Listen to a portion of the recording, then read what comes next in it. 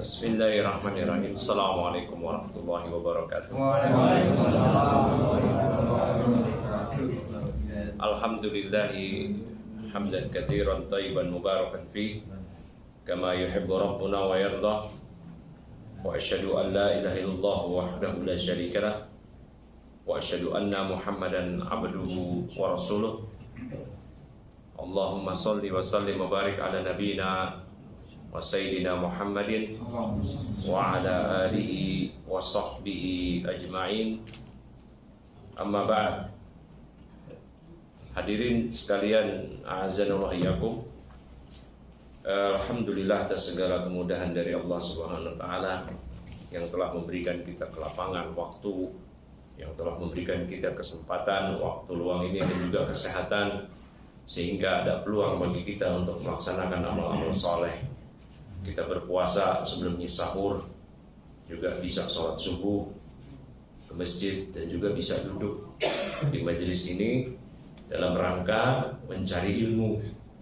Ini adalah karunia dari Allah Subhanahu wa taala yang patut kita syukuri, karena hakikatnya kita beramal, beraktivitas, melakukan kebaikan itu bukan karena kemampuan diri kita, tapi melainkan karena taufik dari Allah Subhanahu wa taala.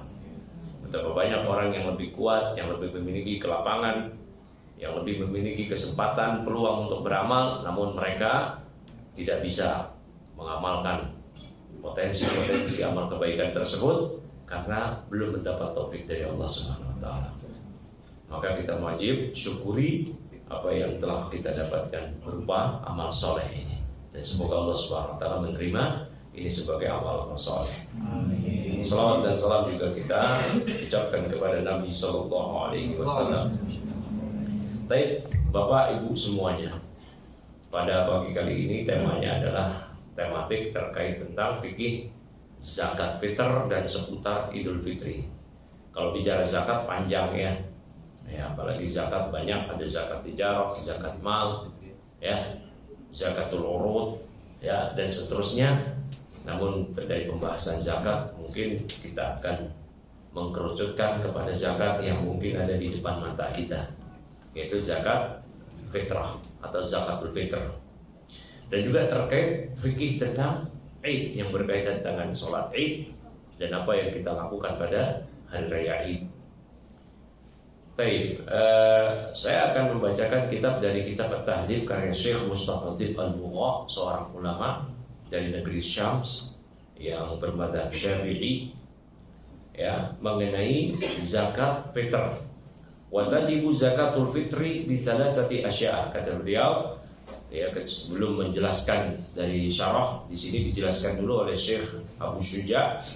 Zakat fitr itu wajib dengan 3 hal. Al-Islamu wa bi ghurubi syamsi min akhir yaumi min syahri Ramadan. Wa wujudul fadl an qutihi qut iyadihi fi dzalikal yaum.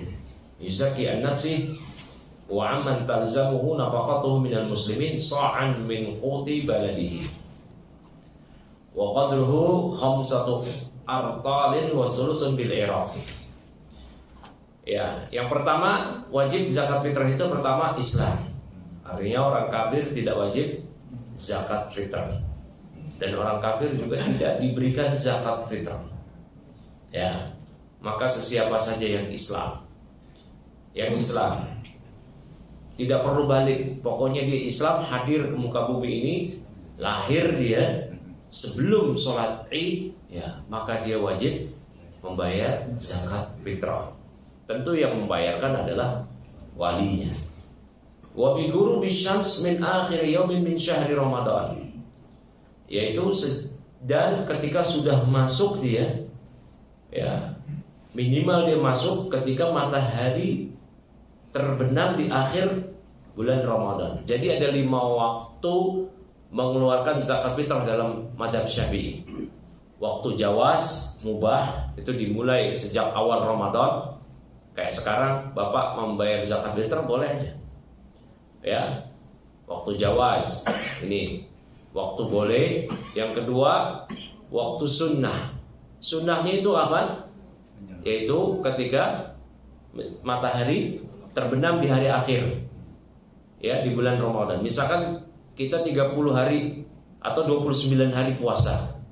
29 hari puasa, ya misalkan sekarang hari apa? Hari Ahad.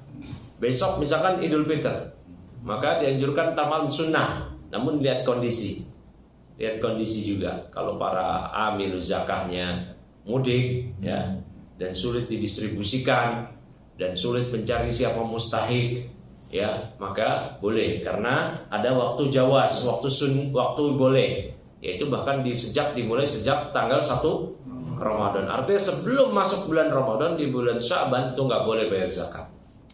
Ya, bayar zakat fitrah itu nggak boleh. Kemudian ada waktu makruh. Waktu makruh perhatikan, yaitu selepas sholat Id sampai tanggal berakhirnya 1 Syawal. Dan waktu haram selepas 1 Syawal. Berakhirnya tanggalan dalam Islam yaitu ketika terbenamnya matahari, bukan jam 12 malam. Ya. Bukan jam 12 malam. Sekarang berapa tanggal Ramadan? 18. Hah? 18. Ini 18 Ramadan. Berarti besok tanggal 19 itu ba'da maghrib. Ba'da maghrib malam hari ini itu berarti sudah tanggal 19. Perhatikan ya. Ya, ini juga untuk membantah sedikit pemahaman yang keliru. Dikatakan bahwa kalau membayar zakat fitrah setelah sholat Id itu enggak sah. Tidak demikian. Para ulama Syafi'i tidak memahami yang demikian. Yang sabda Nabi, "Wa man addaha ba'da sholatin fahiya sadaqatun minas sadaqat." Dan siapa yang menunaikan zakat fitrah setelah sholat Id itu cuma teranggap sedekah biasa. Perhatikan, waktu sholat Id dalam mazhab Syafi'i itu tidak berakhir pagi hari, tapi sampai zawalus syams, sampai tergelincirnya matahari, alias waktu zuhur. Berarti di 1 Syawal ada orang mau menunaikan sholat Id karena pagi harinya banjir atau hujan lebat atau ada uzur yang lainnya, dia sholat Id jam 11, mafi muskilah, gak ada masalah. Ya, gak ada masalah. Ada orang belum bayar zakat fitr jam 10 pagi, gak apa-apa, tidak haram, cuman makruh. Ya, makruh. Kalau dia jam 10 dia boleh aja melaksanakan sholat Id, boleh nggak? Misal dia ketiduran habis subuh, kayak kemarin tuh corona, kan nggak boleh sama pemerintah sholat Id ya.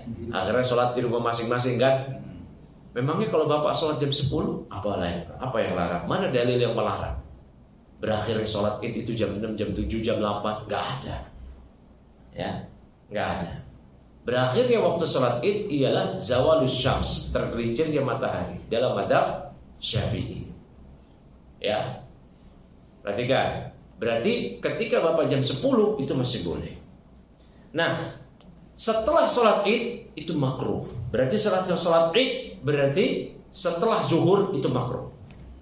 Haram setelah berakhirnya 1 Syawal. Setelah berakhirnya 1 Syawal. 1 Syawal berarti berakhirnya kapan? Matahari tergelincir di 1 Syawal. Berarti pada maghrib itu udah haram. Ya. Berarti ada 4 waktu ya. Waktu mubah, waktu sunnah, waktu makruh, dan waktu haram. Perhatikan ya. Ini waktu haram.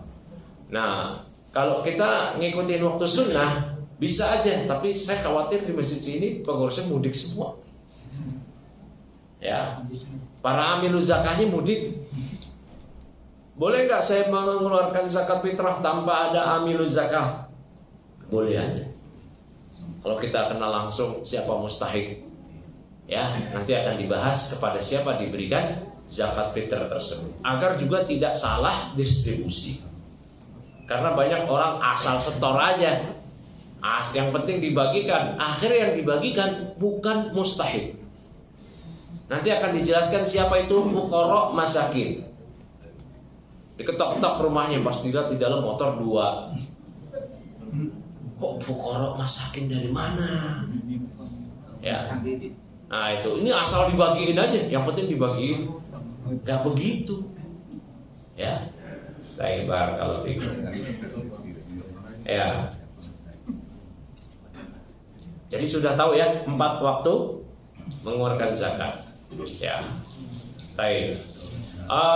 Para ulama, bahkan ada sebagian ulama yang memandang amiruz zakah di situ adalah bukan panitia dari masjid, namun adalah amiruz zakah dari perwakilan wulatil umur, pemerintah Islam. Ya, karena zaman dahulu, di zaman Nabi SAW, di zaman Khulafaur Rasyidin dan ya khalifah-khalifah raja-raja Islam, dimulai sejak Raja Muawiyah dan raja-raja kaum muslimin dari Bani Umayyah, Bani Abbasiyah, itu amiruz zakahnya adalah utusan pemerintah. Ya, utusan pemerintah. Nah, kalau sekarang mungkin pemerintah nggak ada tuh, ya, yang ngutus-ngutus. Atau kalaupun ada, antum nggak percaya, gitu.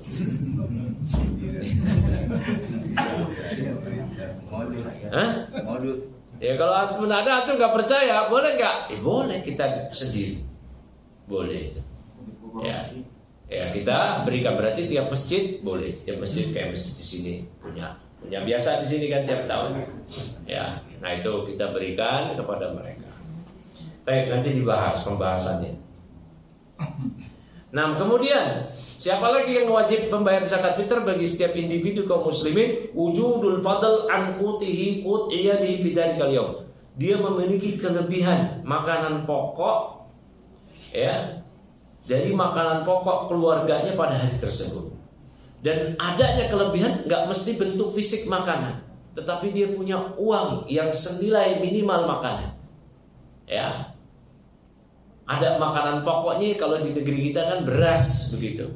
Dia memiliki kelebihan buat hari ini dan besok. Dia memiliki kelebihan makanan.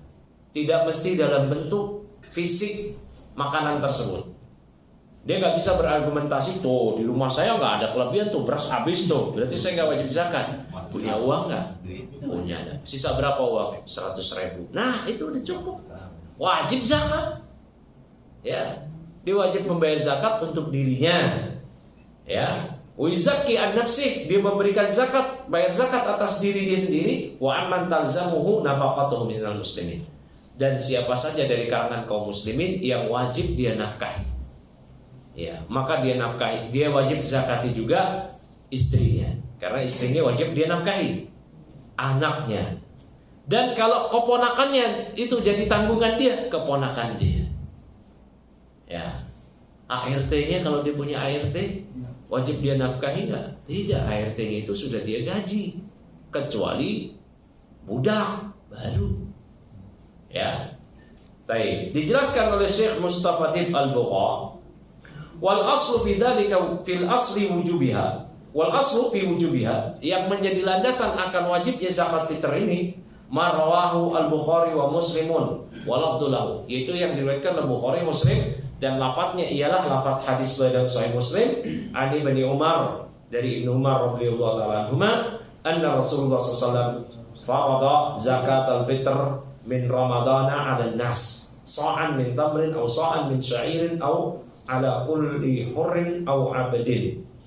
Rasulullah SAW mewajibkan zakat fitrah dan kepada orang-orang dari bulan Ramadan. Satu sok itu 4 mud. 1 mud itu 1 raupan tangan orang dewasa. Ya, 1 raupan tangan orang dewasa. Rata-rata lah gitu. Ya, rata-rata kita ngeraup penuh, sampai penuh nih, sampai penuh. Diraup penuh, udah tumpahnya udah berakhir, kita tuangin 1 mud. Sampai 4 kali, itu hitungannya 1 sok. Ya, hitungannya 1 sok. Jadi kalau bapak bingung, waduh nggak punya literan nih, nggak punya kiloan nih, apalagi nggak punya 1 takaran mud, kan sekarang ada tuh takaran mud yang bersanad. Saya punya di rumah juga, ya. 1 mud betulan itu. Wah, nggak punya nih, gimana nih? Ya udah, kita raup aja itu beras, ya. Kita raup beras dari kantongnya, kita pindahin ke plastik yang akan kita distribusikan atau kita bayarkan. 1 raupan penuh, sampai udah penuh, nggak tumpah lagi. Jangan 1 raup pelit begitu rata, bukan. Kita raup penuh menggunung sampai dia udah nggak tumpah lagi, kita tumpahin, itu 1 mud. 2 mud, 3 mud, 4 mud, itu sama dengan 1 sok. Tapi syaratnya tadi 1 rauh penuh menggunung, udah nggak tumpah lagi. Kan kalau gunungnya parah, menggunungnya berlebihan, dia jatuh-jatuhan. Nah, sampai menggunungnya sudah nggak jatuh lagi, itu hitungannya 1 mud. 1 sok sama dengan 4 mud. Ya, 1 sok sama dengan 4 mud. Nanti akan dikonversikan ke dalam literan atau kilogram. Ya. Baik. So'an min tamrin, perhatikan ini min tamrin. Berarti ini 1 sok dari kurma. Kalau makanan pokoknya di negeri tersebut adalah kurma. Berarti bayar zakat tidak dengan qimah nilai uang. Dalam mazhab Syafi'i, mazhab Hanbali, dan mazhab Maliki tidak dengan uang. Ya, sebagian ulama sudah Syafi'iyah menyatakan nggak sah. Indonesia kalau mazhabnya Syafi'i harus diterapin. Jangan kenal mazhab Syafi'i kunut subuh doang. Ya. Kok kenal mazhab Syafi'i kunut subuh aja sama talafut niat. Mazhab Syafi'i itu universal. Kalau dalam bab zakat berarti nggak boleh pakai duit. Ya, gak boleh. Dia duitin aja deh, berapa? Nah, ya. Nah, sekarang ini misalnya panitia, ada orang yang kayak begitu, dia gak peduli saya mau madhab apa, kayak juga gak ngerti madhab-madhaban. Dia pakai duit aja lah. Nah, ya panitia boleh membelikan dalam bentuk makan, tapi sebenarnya dia yang wajib. Ya, yang wajib membayar dalam bentuk makanan pokok muzakkinya.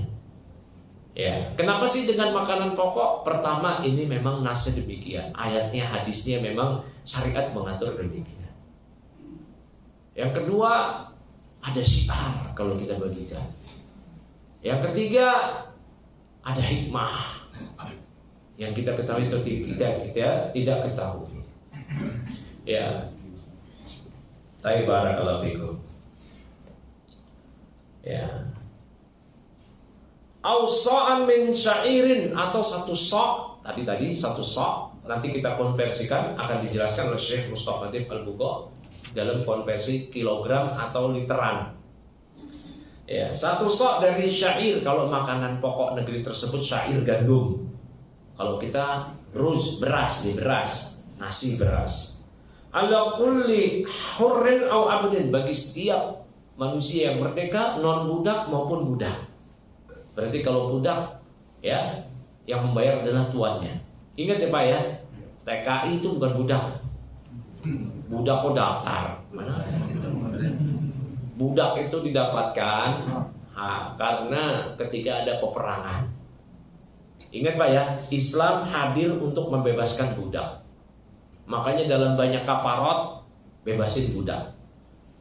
Kalau kita berbuat dosa, bersumpah, kita langgar sumpah kita, kafaratnya bebasin budak. Banyak kafarat pembebasan dosa kita itu kan bebasin budak. Makanya di buku-buku fikih disebutkan bab membebaskan budak. Karena perbudakan telah ada sebelum Islam. Sejak zaman Romawi, Persia dulu udah ada. Bahkan ketika menjelang zaman-zaman sekarang, di masa imperialisme, kolonialisme barat, mereka memiliki budak banyak orang Afrika. Dan mereka membinatangkan budak. Sedangkan Islam memerdekakan budak. Ataupun kalau tidak dimerdekakan, dimanusiakan budak. Lihat, sampai kalau ada tuan masuk zakat, masuk bulan nanti 1 Syawal, pengen 1 Syawal, si tuannya membayarkan zakat buat budaknya. Dalam Islam budak gak boleh ditampar. Dimuliakan budak. Kalau orang kafir terhadap budak, waduh, ngeri Pak. Udah dianggap hewan. Ya. Dan perbudakan dalam Islam terakhir di masa Raja Faisal di Saudi Arabia. Ketika itu budak beliau bebaskan semua. Beliau bayar kepada tuannya, berapa kamu jual budakmu? Dibayar pakai uang pribadi beliau, sehingga nggak ada lagi perbudakan. Tapi perbudakan itu nggak dihapus Pak. Selama ada peperangan akan ada perbudakan. Nanti yang kalah perang, ya, tawanannya jadi budak. Ya, jadi budak. Baik. Dzakarin au unsa, setiap pria atau wanita maka wajib bayar zakat fitrah. Wa fi riwayatin saghirin au kabirin, anak kecil maupun dewasa. Ingat, bayi yang lahir sebelum 1 Syawal, sebelum Idul Fitri, itu ketika dia lahir wajib bayar zakat fitrah. Ya. Minal muslimin, dari kalangan kaum muslimin. Orang kafir enggak wajib bayar zakat. Orang kafir itu bayarnya jizyah. Apa itu jizyah? Upeti. Ya, upeti. Biar mereka nanti menjadi kafir zimmi. Namun kafir zimmi itu cuma 3 agama: Yahudi, Nasrani, Majusi. Ya, bayar jizyahnya dalam mazhab Syafi'i per tahun. Sejak tinggalnya mereka tinggal di negeri kaum muslimin, mereka minoritas, berada di mayoritas kaum muslimin, per tahun pertinggal dia. Kalau dia lahir, per lahirnya. Ya, per tahun bayarnya 1 dinar. Maka kalau ketika mereka bayar pajak, itu tidak terhitung jizyah. Kita juga bayar pajak. Emangnya kita muslim zimmi? Ya. Baik. Wa indal Bukhari amara biha an tuadda qabla khurujin nas ila shalah. Ya. Dan dalam riwayat Bukhari disebutkan Rasulullah memerintahkan agar ditunaikan zakat tersebut sebelum orang-orang keluar menuju masjid. Ya, tadi ada 4 waktunya ya. Waktu mubah, waktu sunnah, waktu makruh, waktu haram. Ini juga sekaligus menepis anggapan waktu haram itu dianggap kebanyakan orang-orang apa memahaminya? Selepas sholat Id. Ini pemahaman siapa itu? Makanya dalam memahami hadis, ya, waman addaha ba'da sholati fahiya shadaqatun minas shadaqat, itu harus pemahaman para ulama salafus saleh. Enggak boleh pakai pemahaman sendiri. Ya, enggak boleh. Dia harus merujuk. Dia ngomong kayak begitu, haram, enggak boleh. Coba kitabnya apa yang menunjukkan haram itu apa? Siapa ulamanya yang mengatakan haram? Ini punya hadisnya. Ulama tahu yang punya hadis kayak begitu, lebih hafal daripada Anda. Ya, tapi ulama menjelaskan itu makruh. Yang haram itu selepas 1 Syawal. Berarti kalau haram konsekuensinya tidak sah. Kalau makruh, makruhnya tanzih. Tanzih itu apa? Kalau dikerjakan, ya dibenci. Tapi kalau ditinggalkan, lebih afdol. Tapi tetap sah. Paham gak sini? Tetap sah. Barakallahu fiik. Nah, Wan Abi Sa'id Al-Khudri, disebutkan dalam hadis Abu Sa'id Al-Khudri, kunna nukhriju fi ahdi Rasulullah SAW yaumal fitr sa'an min ta'am. Ya, kata Abu Sa'id Al-Khudri, kami mengeluarkan, ya, pada hari Idul Fitri di masa Rasulullah SAW 1 sok makanan. Berarti makanan, Pak, bukan uang. Uang itu boleh dalam mazhab Hanafi. Ya, kalangan muhakkik dari kalangan mutaakhirin semisal Syekhul Islam Ibnu Taimiyah membolehkan dengan syarat, ya, dengan syarat kalau memang ada maslahat dengan pakai uang. Di Majmu' Fatawa beliau ada maslahat kalau pakai uang. Ya. Nah, kalau dalam mazhab Syafi'i pakai uang itu boleh ketika darurat. Ketika darurat. Artinya ketika mungkin kita saya mau ngambil waktu sunnah. Waktu sunnah aja. Yaitu setelah matahari terbenam di hari terakhir bulan Ramadan. Malam takbiran. Beli beras, wah tokonya semua tutup. Nah, bingung. Toko beras semua tutup. Pakai beras di rumah nggak cukup. Nah, beli beras tetangga sama nggak ada juga. Kita cuma punya uang. Nah, ya udah di situ. Jangan kucuk-kucuk sekarang beli beras bisa di mana-mana, dia pakai uang. Ya, ingat ya Pak ya, mazhab Syafi'i mengatur hal ini. Mazhab Syafi'i bukan kunut subuh aja. Kenapa sih mazhab Syafi'i cuma taunya kunut subuh doang? Ya. Mazhab Syafi'i dalam pembahasan zakat fitrah haram pakai duit. Begitu, Pak. Jadi dari makanan pokok, wa kana ta'amuna asy-sya'ira waz-zabiba wal aqita wat tamra. Dan kata Abu Sa'id Al-Khudri, makanan kami ketika di masa Rasulullah SAW, makanan pokok kami adalah yaitu gandum, zabib. Yaitu zabib itu apa namanya? Kismis, anggur yang dikeringin, ya. Wal aqid, keju, wat tamr, dan juga kurma. Ini makanan pokok para sahabat di masa Rasulullah SAW. Kalau kita sekarang nasi, ya makanan pokoknya berarti beras. Wa qadruhu 5 artal wa sulusun bil yaum. Dan kadarnya adalah ini artal itu hitungan bukan pada masa Rasulullah SAW bahkan, tapi masa setelah masa Khulafa Rasyidin, di masa para ulama. Di masa Rasulullah SAW hitungannya adalah sok, sekian sok. Tapi konversi sok di masa para ulama nggak ada. Adanya artol. Artol itu ritel bukan liter. Kalau di zaman negeri-negeri kita ini, pada zaman ulama-ulama di masa penjajahan, semisal Syekh Al-Minangkabawi, Al-Khatib Minangkabawi, Syekh Nawawi Bantani, hitungan di dalam negeri dan orang Melayu kati. Sekarang udah gak ada juga, digantikan oleh kilogram atau literan. Nah, kata Syekh Mustafa Tib Al-Bugha, wa tusawi bil wazni, dan kalau sekarang kadar itu sama dengan 2.400 gram takriban, kurang lebih 2,4 kilo. Ya, 2,4 kilo. Digenepin dah 2,5. Nah, boleh.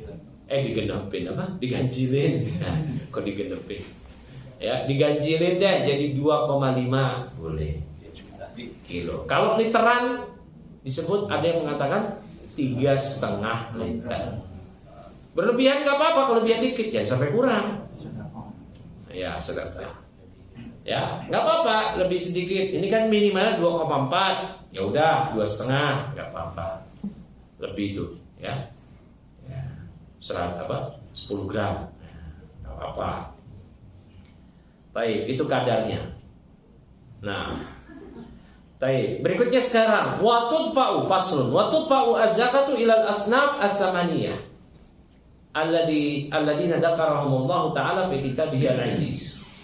Dan zakat ini diberikan kepada 8 jenisnya, 8 asnaf yang berhak, yang Allah sebutkan di Al-Quran. Innamas shadaqatu lil fuqara wal masakin. Sedekah zakat ini diperuntukkan untuk diberikan kepada fuqara dan orang miskin. Fuqara yang pertama, orang miskin yang kedua. Ya, kita bahas dulu apa itu fuqara. Ya, fuqara kata Syekh Mustafa Tib Al-Bugha, wa humul ladzina la yaqdiruna 'ala syai'in yaqa'u mawqi'an min hajatihim. Kaman yahtaju ila asyara fa yaqdiruna 'ala isnain aw la yaqdiru 'ala syai'. Nah, ya. Nah, ini gambarannya orang yang disebut fakir dari kalangan fuqara, seperti orang yang membutuhkan 10 tapi dia cuma sanggup 2 atau dia nggak punya apa-apa. Berarti kebutuhan harian makan dia, listrik dia, misalkan sehari 50.000, tapi dia cuma dapat 5.000, atau dia nggak dapat apa-apa. Ini fakir, ini yang pertama. Wal masakin, miskin. Siapa itu miskin? Ya, miskin humul ladzina la yaqdiruna 'ala ma yakfihim. Kaman yahtaju asyraf fayatihi samaniyah. Orang yang enggak mampu untuk mencukupi kebutuhannya. Orang yang kurang mampu. Kalau yang tadi fakir memang enggak mampu. Ada kurang. Iya. Dia membutuhkan 10 tapi dia cuma sanggup 2 atau enggak punya apa-apa. Berarti di bawah 50% kebutuhan dia aja dia nggak bisa.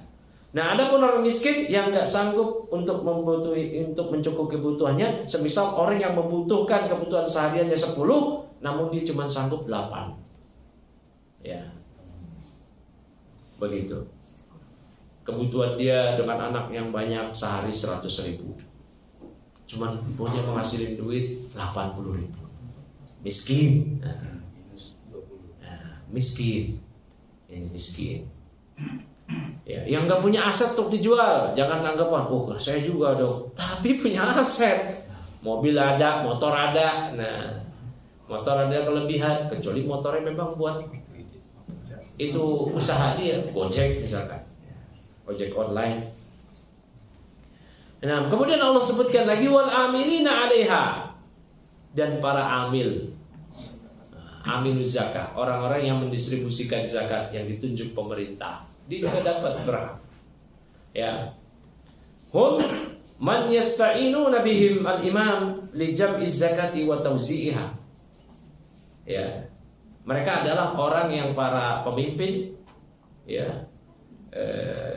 Mereka adalah yang para pemimpin itu mereka pemimpin membutuhkan mereka untuk ngambil zakat dan mendistribusikannya. Amilnya, panitia zakatnya yang ditunjuk oleh pemerintah. Ya, berarti di sini nggak masuk yang ditunjuk oleh DKM. Ya. Kemudian wal mu'allafati qulubihim. Kemudian Allah sebutkan dan orang yang dijinakkan kolbunya, mu'allafati qulubihim, mu'allaf. Ya. Man fi islamihi dha'fun wa nahu. Itu orang yang Islamnya masih lemah karena baru masuk Islam. Mu'alaf.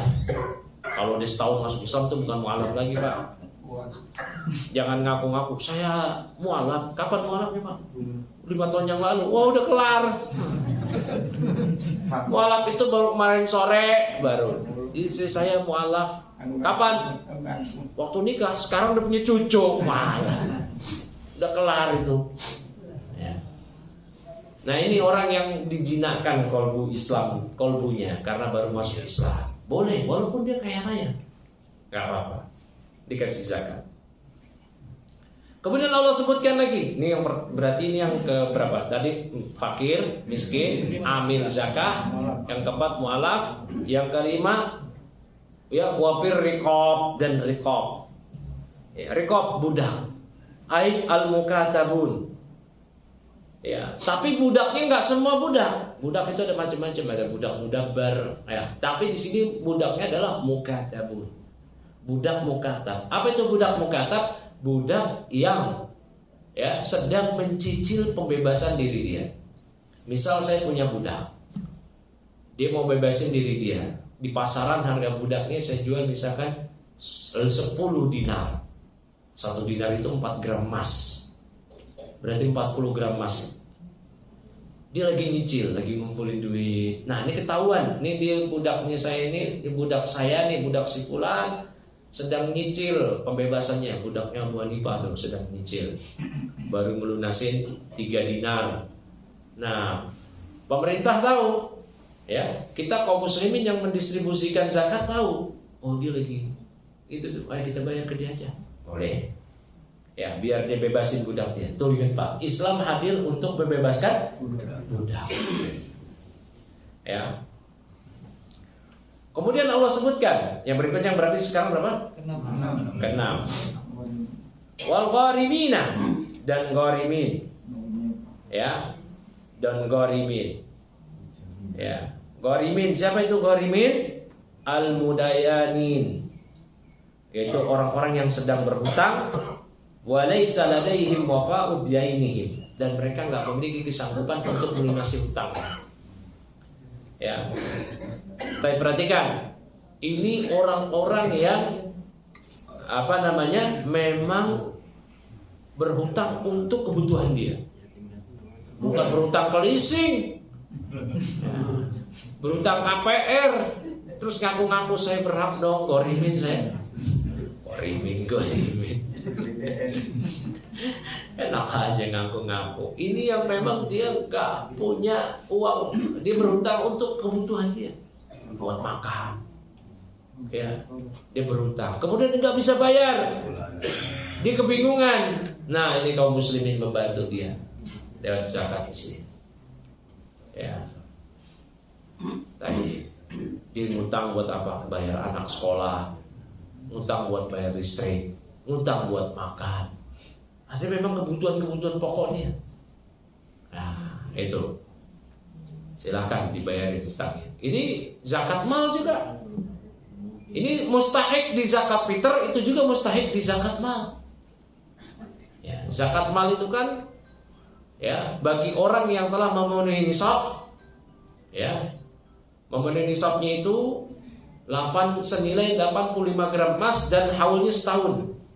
Misal Bapak tahun lalu, nah kita anggap aja 1 gram emas itu 1 juta ya, anggap aja. Seingat saya kurang 1 juta ya. Nggak pernah beli emas. Nah, 1 juta anggap aja ya. Nah, nisabnya itu 85 gram emas, uang senilai itu. Ya, uang atau emas, kendaraan, rumah nggak termasuk. Ya, nggak termasuk, nggak ada zakatnya. Kalau ada pajaknya mungkin ya. Ya. Nah, nggak ada zakatnya. Nah, ini saya misalkan tahun lalu, Ramadan tahun lalu, Bapak punya uang segitu, entah dapat warisan, entah hasil ngumpulin uang, THR dikumpulin dan yang lainnya, atau ada yang ngasih hibah. Tahun lalu Bapak dapat uang 100 juta, berarti sudah dapat nisab kan? Tapi sejak tahun lalu nggak wajib dikeluarkan sampai nanti 1 haul. 1 haul itu 1 tahun.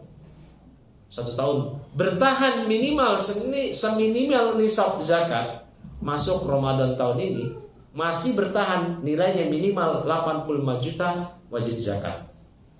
Zakat mal 2,5%. Diberikan kepada siapa? Kepada mustahik ini juga yang Allah sebutkan di surah Taubah ayat 60 ini. Ya. Maka kalau Bapak kenal ada orang yang dia fakir, miskin, ya, memang dia itulah diberikan kepada dia langsung boleh. Ya. Baik. Kemudian wa fisabilillah dan orang-orang yang sedang di jalan Allah. Ini yang ketujuh. Siapa itu? Nah, dijelaskan di sini dalam madhab Syafi'i. Humul ghuzzatu difa'an anil Islam wa la ta'wida lahum min baitil mal. Mereka adalah orang-orang yang berperang, berjihad, berperang. Jadi nggak boleh bayar zakat untuk masjid, untuk pondok itu nggak ada. Tapi untuk orang yang berperang di jalan Allah difa'an anil Islam, yang sedang membela Islam, ya, taib. Dan gak ada kompensasi untuk mereka dari baitul mal. Mereka gak digaji, ya, dari baitul mal kaum muslimin. Ketika ada jihad perang, mereka gak digaji. Ya, ini jihad dalam Islam. Jihad dalam Islam. Ya, jihad dalam Islam itu ada dua jenis jihad, Pak. Yang pertama jihad hujum, menyerang, dan kedua jihad difa, ketika diserang alias bertahan. Ya, kalau hujum menyerang, berarti menyerang nanti ada syarat-syaratnya. Yang pertama, ya, bersama pemimpin, waliul amr. Yang kedua ada izin orang tua. Kalau bapak-bapak orang tuanya udah nggak ada, berarti udah nggak perlu izin lagi orang tua. Izin istri nggak? Enggak. Ya. Gak perlu izin istri. Kalau izin istri itu yang lain mungkin. Itu pun juga gak perlu minta izin.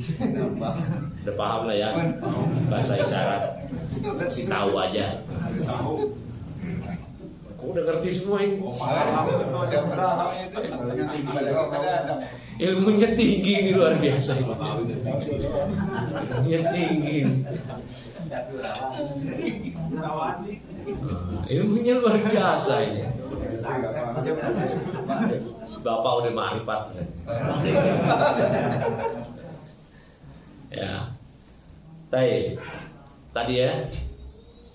Dan ketika diserang untuk dakwah. Ingat Pak, jihad dalam Islam untuk dakwah, lillahi kalimatillah, untuk meninggikan kalimat Allah. Kalau orang kafir, ekspansi itu untuk gospel, God glory.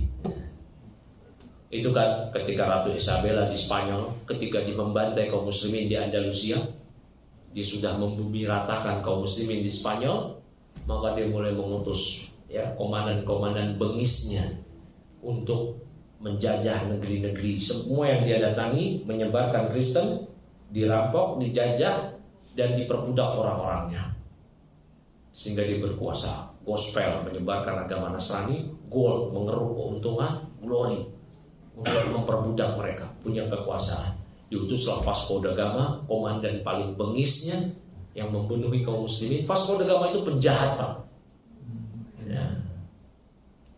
Yang kedua diutus Amerigo Vespucci, Alexander Columbus, dan yang lainnya. Makanya mereka itu menyebarkan agama mereka dengan 3 misi hingga VOC di negeri kita. Ya, Belanda di negeri kita. Bumi Maluku dulu Islam, Pak. Sultan-sultan Ternate itu menguasai dataran Maluku, Ambon, masuk Belanda, dikeruk, diperbudak orangnya, diperkeruk, dikeluarkan disebarkan agamanya. Sudah agamanya menjadi agama dia, tetap aja dirampok juga. Tapi kalau Islam nggak ada, jihad. Lihat negeri-negeri yang disebarkan dakwah Islam. Ada cerita Indonesia, harta kekayaannya diambil dibawa ke Arab, ada nggak? Nggak ada. Kalau Belanda iya habis, Pak. Kekayaan kita zaman dulu nenek moyang kita diambil semua. Emasnya diambil. Rempah-rempahnya, kopinya diambil. Coba pendakwah-pendakwah Islam masuk ke Indonesia, ke Samudra Pasai, ke Maluku, Sultan Ternate, ya, di Jawa ini.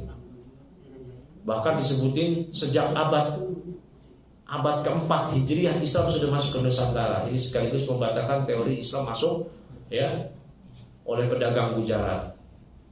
Ya, rendah. Ketika Portugis datang ke Indonesia abad 15-an, kaum muslimin udah ada di Indonesia. Kurang dari itu udah ada. Ya, udah ada. Dan nggak ada cerita pendakwah Arab datang ke sini terus ngeruk keuntungan, nggak ada. Hingga di Eropa, Bosnia, Eropa Timur tuh pada Islam sampai hari ini, Albania, Chechnya, itu mereka Islam nggak ada cerita. Mereka dijajah sama Arab, terus kemudian kekayaannya dikeruk sama orang Arab, itu nggak ada. Cuma didakwahin, nggak mau diserbu. Ketika dikalahkan, berkuasa Islam, mereka dididik Islam, udah tinggal, nggak dikeruk kekayaannya kayak orang-orang kafir dalam masa kolonialisme, sebagaimana kita juga mengalami korbannya dan seluruh negeri. Ya, itu Pak. Makanya jihad dalam Islam itu untuk meninggikan kalimat Allah. Jihad yang kedua jihad difa. Tapi tadi yang pertama jihad hujum menyerang. Yang kedua jihad difa, bertahan. Nah ini nggak butuh persyaratan adanya kemampuan, nggak butuh ada izin orang tua, nggak butuh ada izin pemerintah. Orang diserang kok, mau gimana lagi? Nah orang-orang yang berjihad ini ketika mereka nggak dapat kompensasi dari Baitul Mal, ya dari Baitul Mal pemerintah Islam, mereka diberikan zakat. Ya, boleh nggak santri ustadz diberikan zakat? Banyak ulama mazhab Syafi'i mengatakan nggak boleh. Sebagian ulama Syafi'iyah, semisal Al-Qaffal, membolehkan. Karena para pembelajar, para pengajar dikategorikan sebagai mujahid. Ya, dan salah satu pendapat dalam mazhab Maliki juga mengatakan demikian. Tapi cari amannya kita akui mayoritas pendapat ulama aja. Yang disebut fisabilillah adalah orang-orang yang berperang di jalan Allah. Ya, orang-orang yang berperang di jalan Allah. Kalau ustadz santrinya kere, fakir, miskin, ngutang, gorim, itu boleh. Berarti diberikannya bukan karena status sebagai ustadz atau santrinya, tapi karena kerenya. Kere ada dua, fakir, miskin. Kalau fakir, ya, yang kere terparah. Gambarannya tadi, kalau kebutuhan dia 10, dia cuma punya 2 atau enggak, atau kurang dari itu. Kalau miskin, kebutuhan sehari dia 10, dia cuma bisa 8. Itu miskin. Kalau ada fakir dan miskin, fakir duluan. Ya, fakir duluan. Nah, yang terakhir wabni sabil, ibnu sabil. Siapa itu ibnu sabil? Kata Syekh Mustafa Dib Al-Bugha, al-musafiru alladhi yuridu ayarji'a ila baladihi wa qad faqada an-nafaqata allati tablughuhu maqsuduhu. Ya. Ibnu Sabil adalah musafir yang hendak kembali ke negerinya, mau balik ke negerinya, bukan mau ke bepergian. Ya, dia pulang kampung, nggak kehabisan ongkos, ya. Dan dia kehilangan nafkah, dia nggak ada lagi, ya, nggak bisa balik. Gak bisa, bukan saya mau pulkam nih nggak ada duit, berarti saya masuk dong Ibnu Sabil. Bukan, Ibnu Sabil udah jalan di tengah jalan nggak bisa balik, itu baru Ibnu Sabil. Bukan belum balik, saya dong zakat, tongkosin, VIP lagi, enak aja. Nah, itu yang udah jalan nggak bisa balik, itu Ibnu Sabil, ya. Itulah yang disebut Ibnu Sabil, musafir. Jadi ada 8. Fakir, miskin, amil zakat, ya, pegawai zakat yang menarik dan mendistribusikan zakat. Yang kemudian mu'alaf fi qulbi, orang yang baru masuk Islam, masih seger masuk Islamnya. Ya. Kemudian yang kelima, budak, rikob. Tapi yang rikob di sini adalah mukatab, budak yang sedang mencicil pelunasannya. Ya, yang keenam, gharimin, orang yang nggak mampu membayar hutang, tapi hutangnya untuk menutupi kebutuhan dia. Yang ketujuh, fisabilillah, orang yang berperang di jalan Allah. Dan Ibnu Sabil. Ibnu Sabil musafir yang mau balik ke negerinya, tapi nggak punya nafkah, nggak bisa beli tiket, nggak punya bekal, intinya seperti itu. Ini 8 yang Allah sebutkan faridatan minallah wallahu alimun hakim, sebagai kewajiban dari Allah. Ini Bapak bisa lihat di surah At-Taubah ayat 60. Ya. Wah, itu udah ada tanda. Ya, lanjut dikit ya. Ini kemudian ya.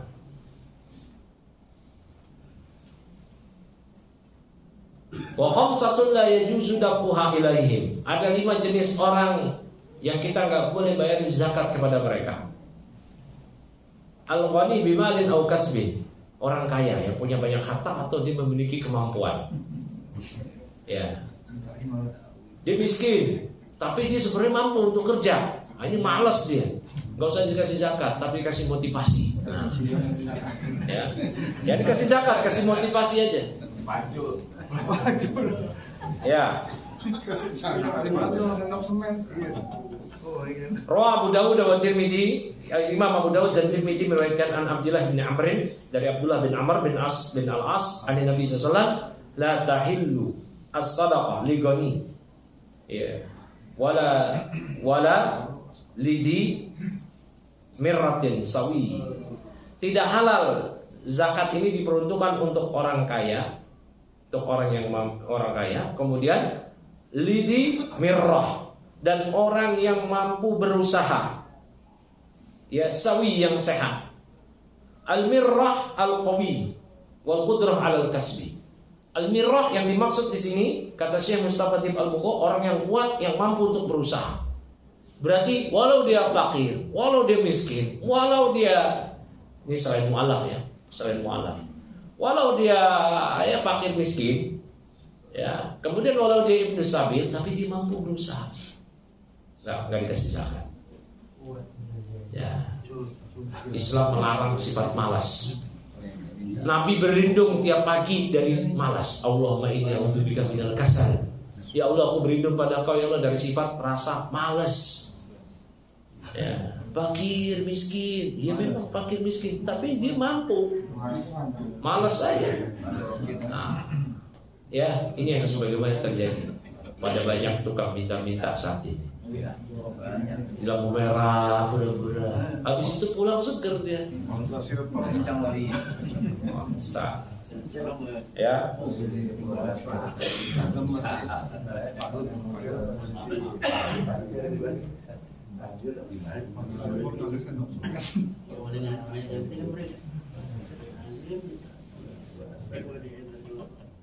Ya, kemudian ini yang pertama, zakat tidak boleh diberikan kepada mereka, orang yang mampu dan memiliki kekuatan untuk berusaha. Ini yang pertama. Yang kedua, wal abdu. Ya. Zakat juga tidak boleh diberikan kepada budak. Karena budak berarti kewajiban nafkahnya itu kewajiban bayar zakat oleh tuannya. Berarti tuannya bayarin dia zakat justru. Karena nafkah dia adalah tanggungan tuannya. Yang ketiga, Banu Hashim wa Banu Muttalib. Ini ahlul bait. Ya, ahlul bait. Maka para habaib jangan dikasih zakat. Haram. Ya. Nggak boleh. Dikasih harta sedekah, dikasih hadiah boleh. Ya. Makanya dulu para sahabat semisal ya Abu Dzar Al-Ghifari yang dia kenal Injil, kenal Taurat, yang dia tahu ciri kenabian, ketika dia dengar ada nabi, dites. Nah, ini harta sedekah, mau terima. Ya udah, ini hadiah, diambil. Wah, ini berarti benar nabi. Nah, ya, nggak boleh. Dulu sepupu Nabi, Fadl bin Abbas. Fadl bin Abbas itu anak Abbas, saudaranya Abdullah bin Abbas. Ya, Abbas pamannya Nabi. Pamannya Nabi Abbas bin Abdul Muttalib. Punya anak namanya Fadl, berarti sepupuan sama Nabi ya. Ya, berarti dia Banu Hashim. Bani Hashim. Karena Nabi adalah Muhammad bin Abdullah bin Abdul Muttalib bin Hashim. Ya. Barakallahu fikum. Nah, kemudian kata Fadl, saya yang itu jadi amil zakah. Kata Nabi apa? Nggak boleh. Ya, nggak boleh. Ya, kata Nabi SAW, ya, inna hada wasakhun min awsakhin nas. Ini harta zakat ini kotoran manusia. Wa inna la tahinu li Muhammadin wa li ahli Muhammadin. Ini nggak halal untuk Muhammad dan keluarganya Muhammad. Ya, nggak halal. Kemudian Bani Muttalib. Ya, keluarganya, anak cucunya Abdul Muttalib. Berarti ahlul bait Nabi dari jalurnya anak-anaknya Abdul Muttalib. Ya. Berarti kakeknya Nabi. Berarti termasuk di situ Hasan Hussein. Hasan Hussein itu memang bukan keturunan Nabi dari nasab laki-laki. Iya, dari dalam. Tapi ingat, dia ahlul baitnya itu bukan sekedar cucu Nabi dari Fatimah, enggak. Nah, berarti anak cucunya Hasan Hussein itu ahlul bait ke Ali. Karena bapak mereka adalah Ali. Ali adalah anaknya ya Abu Thalib. Abu Thalib anaknya Abdul Muttalib. Nah, masih lagi. Ya, di situ. Ya. Ya, liqaulihi sallallahu alaihi wasallam, inna hadhihi shadaqah innama hiya awsaqun nas. Harta sedekah ini adalah kotoran manusia. Wa innaha la ta'ilu li Muhammadin wa la li ali Muhammadin. Enggak halal untuk Muhammad dan anak Muhammad. Ya, wa al-Bukhari wa Muslim, bahkan Imam Bukhari meriwayatkan dan Muslim dari Abu Hurairah. Akhadha al-Hasan ibnu Ali tamratan min tamri sadaqah. Ya, faja'alaha fi fihi. Ya, waktu itu Hasan ketika sedang ada di Baitul Mal, masukin korma zakat ke mulutnya. Ini Hasan bin Ali, berarti ahlul bait ya. Ya, anaknya Ali bin Abi Thalib. Masukin. Maka Nabi SAW mengatakan, keluarin. Ya, keluarin, nggak boleh. Ya, kita kata Nabi nggak boleh makan harta sedekah. Ya, ini ahlul bait nggak boleh. Ahlul bait. Maka para habib nggak boleh dapat zakat sedekah, nggak boleh. Walau dia fakir. Taib. Ada yang mengatakan kalau mereka fakir, miskin baru boleh. Ya. Kenapa? Karena mereka ini nanti diberikan ya 1/5 ghanimah, dapat itu. Ya. Kemudian berikutnya yang nggak boleh dapat zakat adalah wal kafir, orang kafir. Ya. Kata Allah Subhanahu wa taala, ya. Tu'khadhu an min aghniyaihim faturatu ila fuqaraihim. Ya, atau sabda Nabi SAW kepada Mu'adz bin Jabal, ya, ambil harta zakat itu dari orang-orang kaya di antara mereka kaum muslimin, diberikan kepada orang fakir mereka kaum muslimin, bukan kepada orang-orang fakir yang kafir. Ya, baik. Maka nggak boleh diberikan pada orang kafir, walau orang kafirnya kere sekalipun. Kemudian yang terakhir, wa man talzamu al-muzakki nafaqatuhu. Ya. La yadfa'uha ilaihim bismil fuqara wal masakin. Dan orang-orang yang menjadi tanggungan nafkah dia. Maka nggak boleh seorang suami memberikan zakat kepada istrinya. Istri saya fakir, lah Anda kaya, berarti nggak nafkahin dong. Ya, nah dijelaskan oleh Syekh Mustafa Jib Al-Bughai, la yajuz dabuha lahum in kanu fuqara wa masakin. Ya, nggak boleh diberikan kepada mereka kalau mereka fakir atau miskin. Li'annahum yastaghnuna bin nafaqati al-wajibati lahu 'ala muzakki. Karena mereka sudah cukup dan dengan nafkah yang wajib dari si muzakki, orang yang berzakat. Ya. Wa yajuz dabuha lahum bi ghairi hadaini alwasfain kama idza kanu gharimin aw mujahidin. Ya. Namun boleh pada selain dua jenis tadi fuqara masakin itu boleh, pada selain itu misalkan mereka gharimin, orang yang berhutang tadi, atau mujahid. Nah, ya, boleh. Misalkan anak kita jihad. Anak kita jihad, kita kan wajib nafkahin dia, tapi dia nggak dapat kompensasi, boleh diberikan pada mereka. Ya, nah bagaimana istri memberikan zakat pada suami? Boleh, perhatikan, kan istri nggak wajib zakat buat nafkahin suami. Istrinya kaya raya, suaminya kere.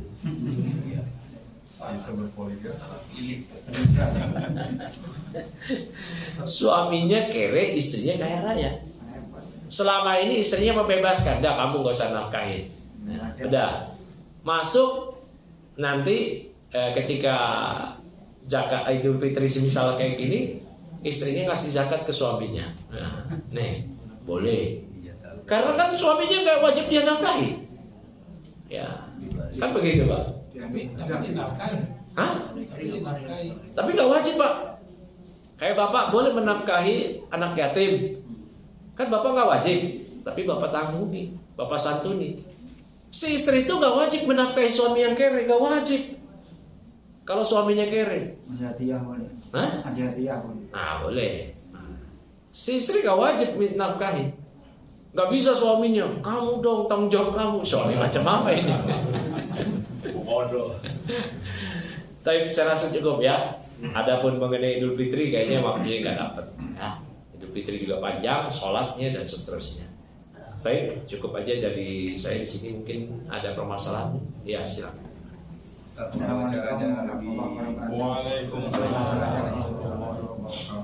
Ustaz, tadi yang dimaksud ahli bait itu apa dari Hasan Hussein aja apa dari cucu Abdul Bait yang lain juga ahli bait juga? Misal ada anak cucunya Abbasiyah, berarti Abbasiyah Ahlul Bait. Kenapa? Nanti dia masuk ya Banu Muttalib. Banu Muttalib. Sebut habaib pun. Apa? Sebut habaib bukan ini. Oh, habaib itu istilah. Kalau dulu disebutnya Ahlul Bait. Kemudian berkembangnya zaman disebut para syarif. Perempuannya syarifah. Berkembangnya zaman disebut Habib, kekasih. Ya, mereka semua adalah keluarga Nabi yang dari jalur tadi. Imam Syafi'i Ahlul Bait. Tapi bukan dari Bani Muttalib, tapi dari Bani Hashim. Ada nggak Bapak pernah dengar Imam Syafi'i? Al-Habib Muhammad bin Idris Asy-Syafi'i. Pernah nyebut ya?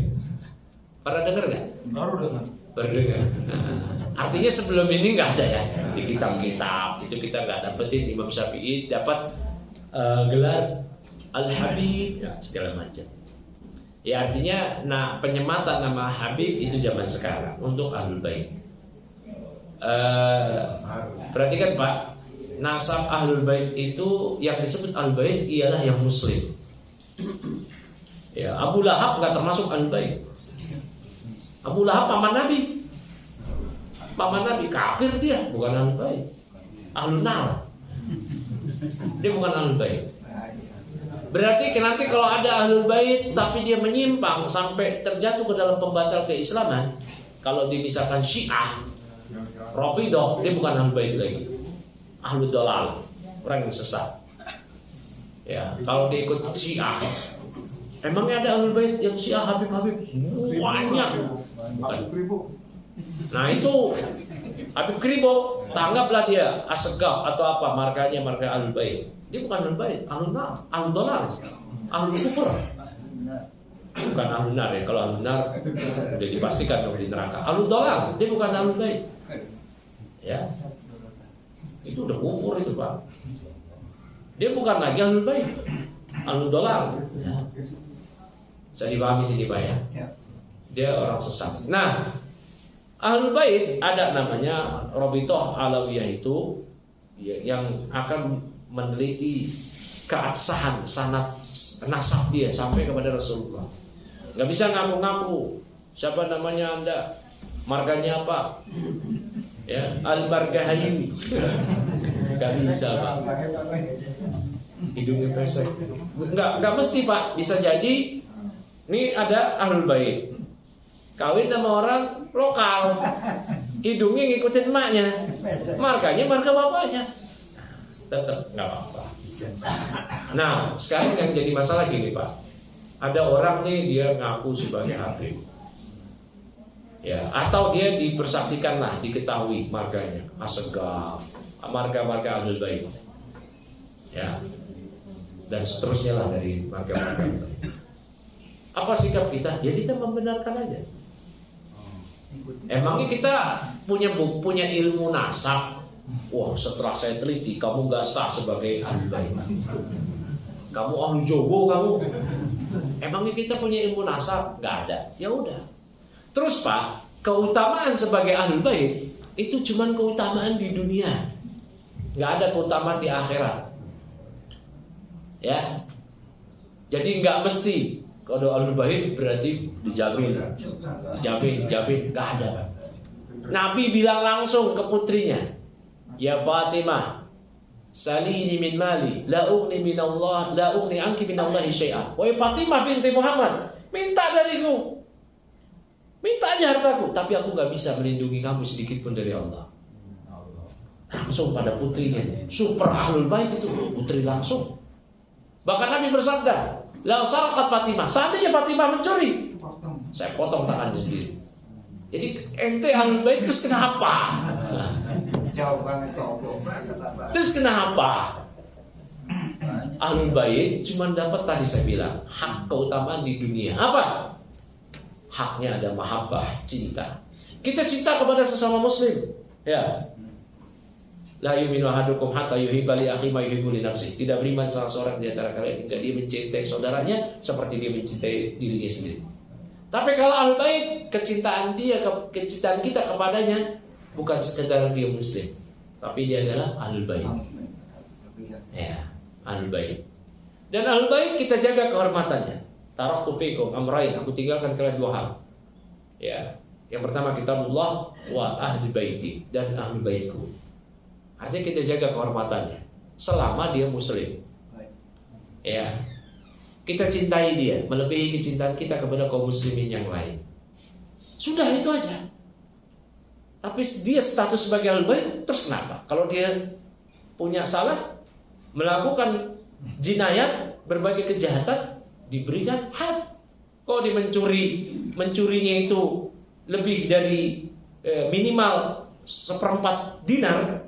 Seperempat dinar, kalau 1 dinar 4 gram emas, minimal pencuriannya 1 gram. Ya. 1 gram ya. Dan terpenuhi syarat-syaratnya. Ya, bukan harta syubhat. Memang harta itu nggak ada kemungkinan punya dia. Dari barang yang dijaga, bukan dia nemu. Ya, nyuri handphone, ada syariat Islam, dipotong tangannya, kok pergelangan tangan kanannya. Besok maling lagi, dipotong kaki kirinya. Besok maling lagi, dipotong tangan kirinya. Besok maling lagi, dipotong kakinya. Tapi kaki dipotong antara perbatasan betis dan telapak kaki, yaitu di atas tumit. Kalau tangan di sini, ya, antara telapak tangan, perbatasan telapak tangan dan lengan. Kok ini pergelangan. Bukan di sini potong, bid'ah. Ya. Di sini. Kalau dia mencuri lagi, dalam mazhab Syafi'i disebutkan berdasarkan sabda Nabi SAW, dibunuh. Mencuri yang kelima. Ya. Kalau dia begal, ya. Kalau dia begal, saya ahlul bait. Terus kenapa ahlul bait? Dia begal. Kalau dia begal, dia membunuh plus ngambil harta, berarti dia dihukum mati plus disalib. Dihukum mati dulu baru disalib 3 hari. Kalau baunya menyesek, udah kubur. Ya. Kalau dia nggak ngebunuh, cuman ngambil harta doang, dipotong tangan dan kakinya menyilang. Nggak putuh, mesti ngebegal 2 kali. Sekali ngebegal, diambil. Ini hukum Islam. Quta'ut turuq namanya, para pembegal. Kalau dia cuma nakut-nakutin aja, nggak ngambil, nggak bunuh, maka ditakzir, dipenjara, diberikan hukuman. Nakut-nakutin doang. Nah, itu bagi para pembegal. Jadi ahlul bait, terus kenapa kalau kamu ahlul bait? Kamu salah dihukum. Ya, pasti masuk surga? Nggak ada, enak aja. Nggak bisa. Ya. Man batta amaluh, ya, la yusri nasabuhu. Siapa yang amalannya lambat, kata Rasulullah, amalnya sedikit, nasab dia nggak bikin dia cepat. Paham nggak di sini maksudnya, Pak? Amalan dia lambat, nasab dia sebagai ahlul bait nggak bikin amal dia jadi cepat, nggak bisa. Nggak ngepek, nggak ngaruh. Itu maksudnya. Jadi status ahlul bait keutamaannya itu hanya di dunia tadi, nggak ada di akhirat. Ya ahlul bait, ntar kita berkumpul sama Nabi. Tak dulu. Amalan Anda kalau ikut amal Nabi. Tapi kalau amalan Anda ikutin leluhur Anda yang lain, Abu Lahab, ya nggak ada. Malah musuhin dakwah. Atau malah jadi Syiah. Ya nggak bisa. Paham ya Pak ya? Nah, jadi ya, silakan. Kembali ke cerita zakat Ustaz. Jadi kan ada 4 waktu membayar zakat. Ya. Yang 2 yang terakhir itu yang waktu apa? Haram. Makruh dan haram. Itu kan berarti kan sama aja kita nggak bayar zakat. Nggak bayar zakat itu. Lalu nanti nggak ada sistem fidyah atau apa gitu Ustaz. Yang haram, kalau yang makruh masih sah. Tapi kan enggaknya tadi kan cuma sedekah aja. Enggak. Tetap. Wajib zakatnya sudah terpenuhi. Itu yang haram berarti. Ingat Pak ya, tadi saya sudah sebutin, para ulama Syafi'iyah enggak memahami hadis waman addaha ba'da shalah fa hiya shadaqatu minas shadaqat, enggak sah. Hadis, siapa yang menunaikan zakat setelah sholat, maka itu cuma sedekah. Perhatikan Pak. Di sini Masjid Al-Iman misalkan waktu sholat Id jam 6. Selesai sholat dan khutbah 6:30. 6:30, misalkan dia kesiangan, ya, boro-boro ke masjid, ya, boro-boro ikut sholat, subuh aja kesiangan, Pak. Apakah kemudian dia bayar cari beli beras? Waktu sholat Id belum berakhir buat dia. Dia boleh sholat Id di rumah sendiri. Perhatikan Pak, karena tadi makanya saya sebutin poin penting. Waktu sholat Id dimulai 1 Syawal, sejak matahari terbit sampai matahari tergelincir. Sampai zuhur. Ya, sampai zuhur. Sejak matahari terbit, ya. Kalau di kita sekarang waktu syuruk sampai matahari tergelincir, zuhur. Ya kan Pak ya? Kalau dia masjid, wah Masjid Al-Iman udah kelar. Apakah dianggap sudah selesai waktu sholat Id semuanya? Enggak. Ya udah selesai. Ya, di sini yang udah selesai. Dia belum selesai. Dia bisa sendiri di rumah. Ya, kan Imam Bukhari di Sahih Bukhari itu punya bab sholat Id sendirian. Ya, bab idza fatahul Id, bab seorang sholat apabila kelewat sholat Id. Dia sholat sendiri. Kalau ada yang dengerin dia khutbah boleh. Nggak ada yang dengerin mau khutbah sama tembok, sudah sholat aja. Iya. Itu. Maka poinnya tadi itu Pak. Saya sebutin waktu sholat Id dan berakhir itu poin itu. Nah, bukan masalah maksudnya Ustaz. Jadi kalau seseorang misalnya karena alasan tertentu lalu tidak Nah, bisa, anggaplah bukan waktu yang makruh, waktu yang haram. Waktu makruh adalah setelah berakhirnya waktu sholat Id sampai terakhir 1 Syawal. 1 Syawal kan berakhir maghrib, berarti ba'da maghrib udah 2 Syawal. Nah, dia tunaikan ba'da asar makruh, tapi sah. Ya. Nah, yang haram berakhirnya waktu. Nah, itu mungkin pertanyaannya. Apa? Bagaimana? Ya. Pertama, ketika sudah dikatakan haram berarti apa yang dia setor itu tidak teranggap sebagai zakat fitrah. Terus gimana dia? Nggak disebutin apa kafaratnya, apakah mesti bebasin budak atau apa. Ya udah, dia bayar, dia bertobat atas dia nggak bayar zakat fitrah. Ya. Tapi dia dianggap nggak bayar zakat fitrah. Dia wajib bertobat, dosa besar. Kafaratnya apa? Saya nggak tahu. Nggak disebutin ayat hadis. Ini dia mesti bebasin budak, mesti puasa, mesti nggak ada. Nggak tahu saya itu. Itu mungkin pertanyaannya. Ya.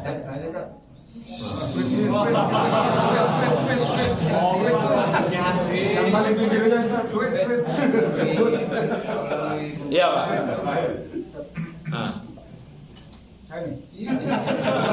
Ini nih masalah zakat mal dan yang menganalogikan zakat mal ini seperti profesi sama pertanian tuh bisa diterima nggak? Zakat pertanian ada. Nah, nanti profesi. Nah, profesi tidak ada. Kalau kita Syekh Yusuf Qardawi di kitab zakat ada zakat profesi. Tapi yang benar ialah pendapat mayoritas ulama, nggak ada zakat profesi.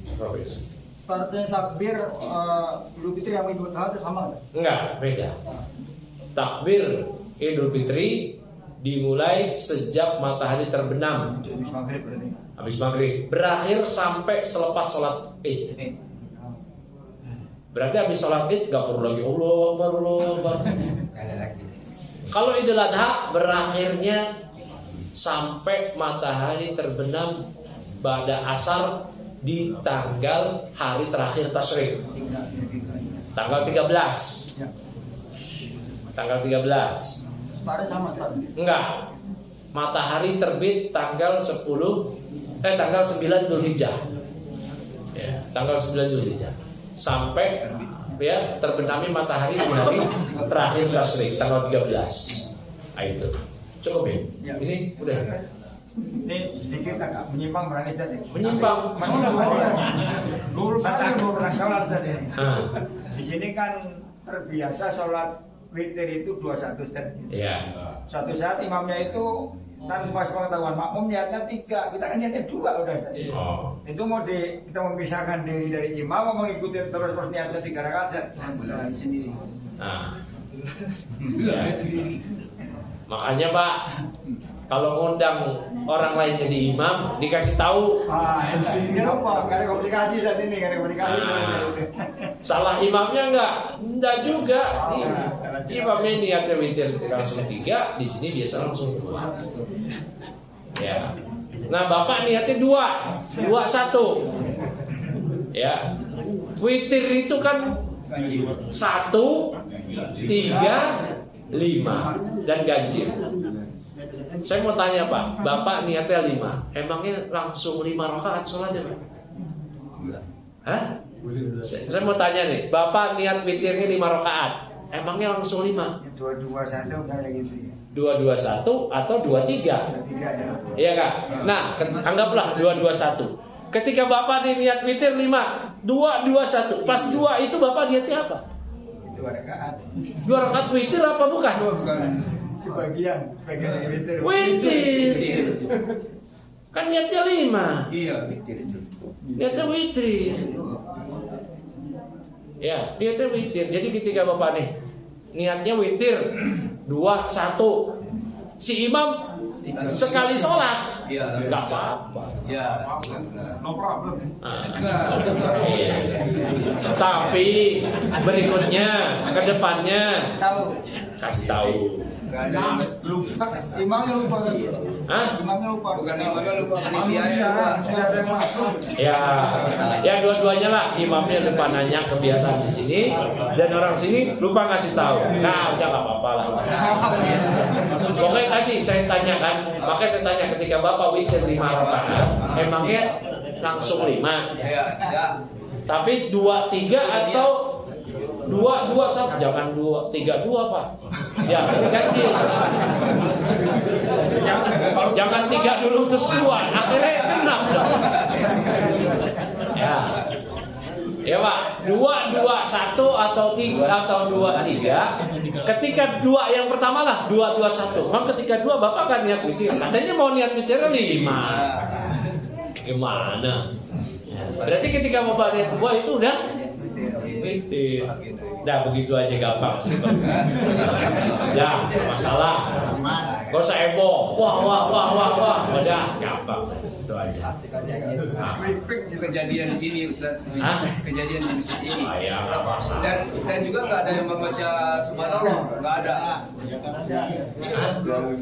Kita biasanya kalau imam nggak sesuai dengan maunya kan baca subhanallah. Ya. Iya, ngapain lagi? Ya nggak apa-apa, nggak ada persoalan. Nggak masalah. Dan saya rasa cukup Pak ya. Sudah 6:30 ini kurang.